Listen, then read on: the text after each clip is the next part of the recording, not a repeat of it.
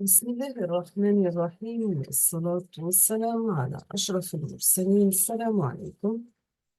Bonjour tout le monde. Aujourd'hui, on va voir ensemble le corrigé type, sujet d'examen, module nanotechnologie et nanomatériaux. On va commencer par l'exercice numéro 1 sur 15 points. On vous demande dans cet exercice de cocher devant la réponse exacte. La question, c'est que les nanofibres sont des matériaux dont aucune dimension n'est supérieure à 100 nanomètres, deux dimensions sont supérieures à 100 nanomètres, ou bien une des dimensions est supérieure à 100 nanomètres. Donc, la bonne réponse, c'est que les nanofibres sont des matériaux dont une des dimensions est supérieure à 100 nanomètres. Deuxième question, les nanocouches et nanofilms sont des nanomatériaux dont aucune dimension est supérieure à 100 nanomètres.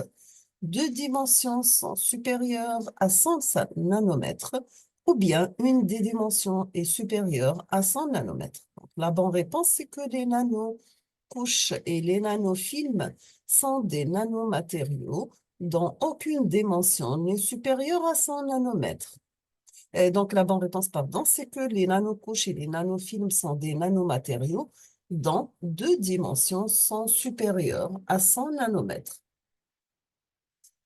Troisième question, nous avons que la conductivité thermique du fluide caloporteur augmente de plus de 10% par l'ajout de 0,2% de fraction volumique de nanoparticules, soit de aluminium, fer ou bien zinc. La bonne réponse, c'est que la conductivité thermique du fluide caloporteur augmente de plus de 10% par l'ajout de 0,2% de fraction volumique de nanoparticules de fer.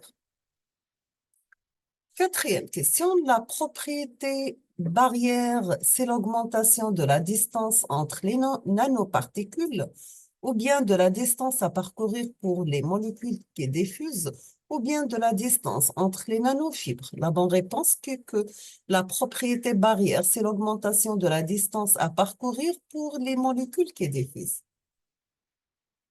Cinquième question, les nanomatériaux sont des matériaux dont les dimensions sont de l'ordre de 10 micromètres, de l'ordre de 0,010 micromètres ou bien de l'ordre de 0,001 micromètre. La bonne réponse, c'est que les nanomatériaux sont des matériaux dont les dimensions sont de l'ordre de 0,001 micromètre.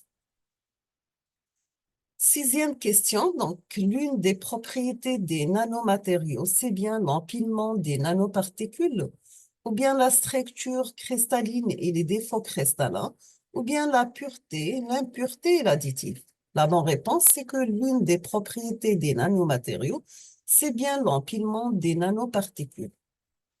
La bonne réponse, c'est bien l'une des propriétés des nanomatériaux, c'est bien la structure cristalline et les défauts cristallins. Donc, c'est la bonne réponse. La question numéro 7. Les dépôts de couches minces sont des catégories des nanomatériaux classés en dimension 0, ou bien en dimension 2, ou bien en dimension 1. La bonne réponse, c'est que les dépôts de couches minces sont des catégories de nanomatériaux classés de dimension 2. La huitième question, les fibres ultrafines et nanotubes sont des catégories classées de dimension 0, 1 et 3. Donc, la bonne réponse, c'est que les fibres ultrafines et nanotubes sont des catégories classées de dimension 1. La question numéro 9, il possède une structure hexagonale en forme de nid d'abeille, c'est le diamant, ou bien le graphène, ou bien le fluorène. Donc, la bonne réponse, qu'il possède une structure hexagonale en forme de nid d'abeille, c'est bien le graphène.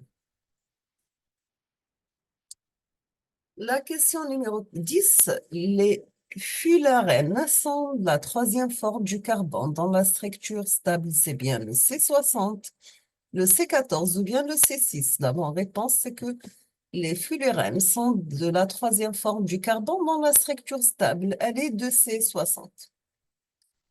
La question numéro 11 sont des allotropes synthétiques du carbone. Est-ce que c'est le graphite, diamant ou bien nanotube? Donc, la bonne réponse, c'est que les allotropes synthétiques du carbone, ce sont les nanotubes. La question numéro 12 sont des allotropes naturels de carbone. C'est le graphène, diamant ou bien fullerène. La bonne réponse, les allotropes naturels du carbone, ce sont le diamant. La question numéro 13, la méthode dite bottom-up consiste à découper des objets existants pour réduire leur taille, ou bien la construction de structures d'atomes par atome ou bien molécule par molécule, ou bien utiliser le matériau à l'état brut. La réponse, c'est que la méthode dite bottom-up consiste à la construction de structures d'atome par atome ou bien molécule par molécule. La question numéro 14, les nanoparticules à base de TiO2 sont introduites dans l'alimentation quand produit le E155 ou bien le E551 ou bien le E171.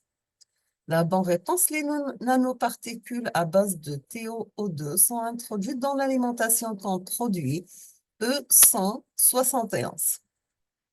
La question numéro 15, l'élaboration d'une suspension stable solution, c'est un procédé d'élaboration des nanomatériaux, mécanico-synthèse, ou bien technique sol-gel, ou bien pyrolyse laser. Donc, la bonne réponse, c'est que l'élaboration d'une suspension stable solution, c'est un procédé d'élaboration des nanomatériaux de technique sol-gel.